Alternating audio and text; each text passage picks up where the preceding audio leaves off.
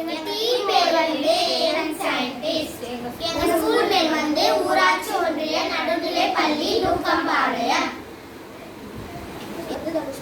என் பேர் லோகநாயகி. என் பேர் தீக்ஷிகா. என் பேர் தாமரைச்செல்வி. என் பேர் காவியா. என் பேர் சிவானு.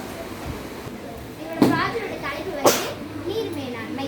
நாங்கள் ஏன் அந்த தலைப்பு எடுத்தோம்னா, இப்போ வந்து நமக்கு வந்து நிறைய வந்து நீர் பஞ்சம் ஏற்படுது. நமக்கு வந்து நிறைய நீர் வந்து இப்போ அத்தியாவசியமாக இருக்குது. இப்போ வந்து ஓரளவுக்கு நம்ம நீர் வந்து பார்த்தோம்னா 97% வந்து கடல் நீராக இருக்குது. நம்ம குடிக்கிறதுக்கு எதிர்ப்பு நல்ல நீர் வந்து வெறும் வந்து 3.3% தான் இருக்குது. அதுலேயே பார்த்து வந்து பனிப்பாறையாக உறைஞ்சு போயிருக்கு. அதனால் நமக்கு வந்து தண்ணி வந்து ரொம்பவே அவசியம். வருங்காலத்துக்கும் நம்ம தரணும். ஆனால் வருங்காலத்துக்கு தராமல் நம்ம ரொம்ப தண்ணி வந்து வேஸ்ட் பண்ணிட்டே இருக்கோம். நம்ம பண்ணுறதுக்கான நோக்கம் என்ன அப்படின்னா, எங்கே வந்து அதிகமாக தண்ணி வந்து யூஸ் பண்ணுறாங்க அப்படின்னு பார்த்தோம்னா, விவசாயத்துக்கு தான் அதிகமாக தண்ணி வந்து யூஸ் பண்ணுறாங்க. அவங்க அதிகமாக தண்ணி யூஸ் பண்ணுறதுனால அவங்க வந்து தண்ணி வந்து அவங்களுக்கு வந்து ரொம்ப கஷ்டமாக இருக்குது. தண்ணி வந்து கிடைக்காம ரொம்ப கஷ்டப்படுறாங்க. இப்போ வந்து எப்போ வந்து சொட்டு நீர் பாசனம், மழை நீர் சேகரிப்பு தொட்டி இந்த மாதிரிலாம் இருக்கும்.